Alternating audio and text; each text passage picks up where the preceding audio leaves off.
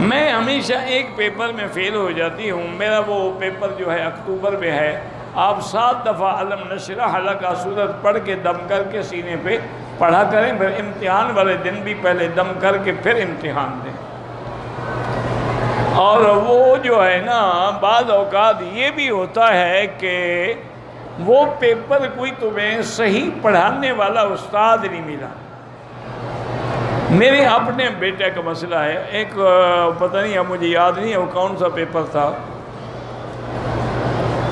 وہ میڈیکل کا پیپر تھا. اس میں وہ اس کی سپلی آ گئی، ایک پیپر میں رہ گیا.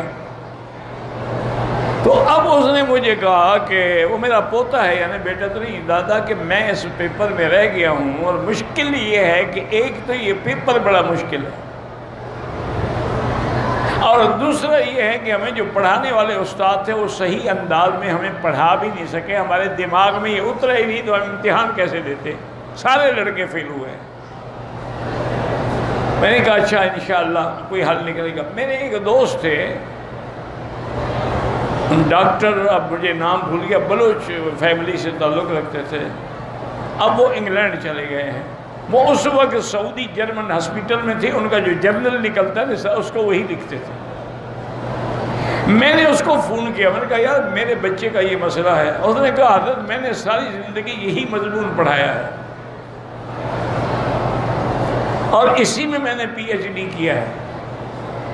آپ اپنے بچے کو میرا نمبر دے دیں، مجھ سے رابطہ کر لیں، میں انشاءاللہ صرف 2 دن میرے پاس آ جائے میں پوری کتاب پڑھا دوں گا. تو میرے بیٹے نے ان سے جا کے رابطہ کیا. انہوں نے کہا گھر آ جاؤ تمہاری مرضی ہے، ہسپتال میں آ جاؤ تمہاری مرضی ہے.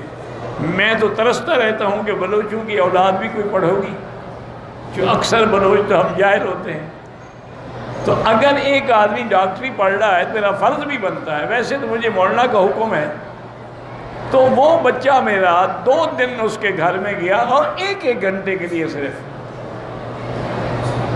اس نے 2 دن میں اس کو ماشاءاللہ اتنا تیار کیا. اس نے کہا کہ آپ جائیں، اس پرچے میں تو آپ زندگی بھر فیل نہیں ہوں گے، باقی پرچے جانے تم جانا. انہوں نے کہا تمہارے استادوں کو آتا جاتا تو ہے کچھ نہیں. انہوں نے 2 4 کر کے قاعدے سمجھا دیا. انہوں نے کہا اب تم خود اس کے ماہر ہو گئے. وہ اس نے پرچہ دیا تو 100% اس کے نمبر آئے. میں نے کہا کہتا ہے دادا وہ تو صرف استاد نہیں، وہ تو پتہ نہیں معلوم ہوتا ہے کہ آئنسٹائن وہ خود تھا پڑھانے والا، وہ تو اتنا ماہر ہے اس مضمون میں. تو اس لیے میری بیٹی آپ اس لیے بھی فیل ہوتی ہوں گی کہ کوئی آپ کو پڑھانے والا نہیں ملا، کوئی اچھا آدمی ڈھونڈو.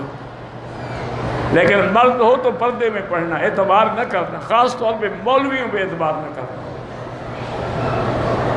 اس کی وجہ ہے کہ مولوی بھوکے ہوتے ہیں نا، گناہ گار ادھر ادھر منہ مار لیتے ہیں. مولوی کی تو ملتا کوئی نہیں.